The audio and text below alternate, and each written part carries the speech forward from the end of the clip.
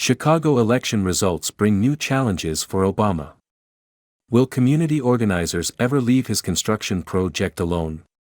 Perhaps former President Barack Obama thought he had finally succeeded in crushing local opposition to his presidential museum on Chicago's South Side. But Tuesday's election results suggest that his construction project inside historic Jackson Park could face new challenges. Max Blaisdell, Michael Liptrot and Zoe Farrow report for Chicago's Hyde Park Herald. Desmond Yancey, a South Shore community organizer and police accountability activist, holds a narrow lead in the runoff election for 5th Ward Alderman over Martina "Tina" Hone, a former chief engagement officer for the city. With all precincts reporting on election night, Yancey captured 51.79% of the vote and Hone captured 48.21%, according to the Chicago Board of Elections. With only 394 votes separating the two, officials from the Chicago Board of Elections said outstanding mail-in ballots will determine the winner. As of Wednesday afternoon, April 5, Hone has not officially conceded.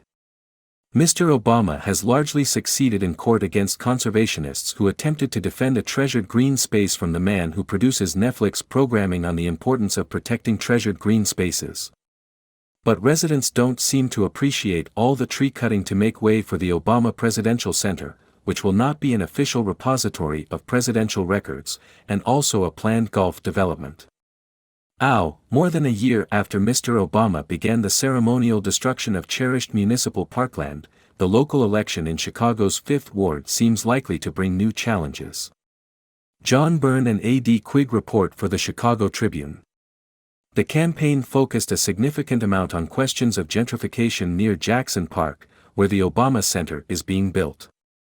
Voters in nearly a dozen precincts in the February 28 general election overwhelmingly supported an advisory referendum asking the new alderman and mayor to support legislation creating a Community Benefits Agreement, or CBA, to prevent displacement in the South Shore neighborhood that might result from construction of the Obama Center. They also backed another referendum to build truly affordable housing on a city-owned vacant lot on 63rd Street and South Blackstone Avenue in Woodlawn. Mr. Yancey, the community organizer who is currently ahead in the ballot count, supports the CBA, while Ms. Hone was lukewarm on the idea. The Tribune reporters note.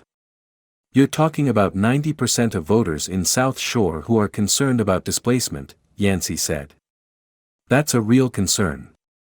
So, he'll be making sure in discussions with the Obama Presidential Library that those concerns are heard and that there is a remedy that makes people feel less concerned about it.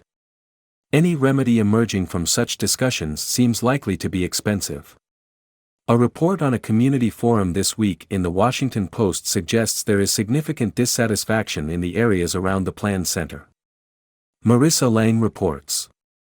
In a windowless room, across the street from the muddy maw of earth that will soon mark the legacy of President Barack Obama, lifelong Chicago resident Michelle Williams leaned on the handlebars of her walker.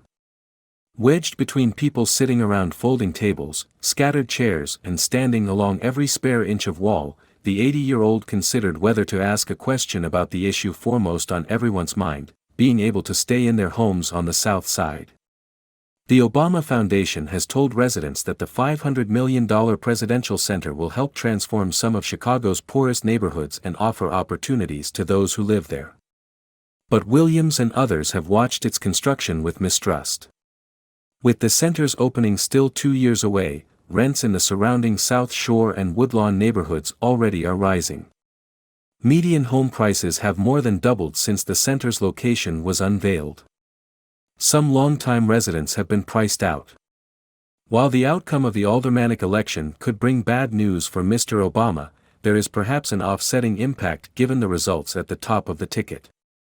Tuesday's mayoral election victory for teachers union ally and police skeptic Brandon Johnson strongly suggests that surging property values will not be an issue in Chicago. Perhaps there will come a day when Mr. Obama weeps because there are no more community organizers to conquer. But that day probably won't be arriving anytime soon.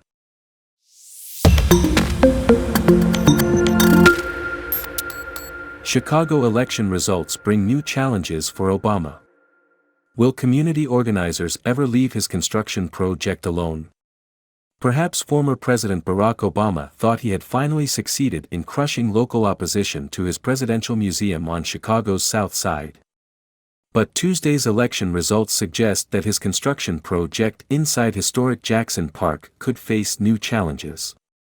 Max Blaisdell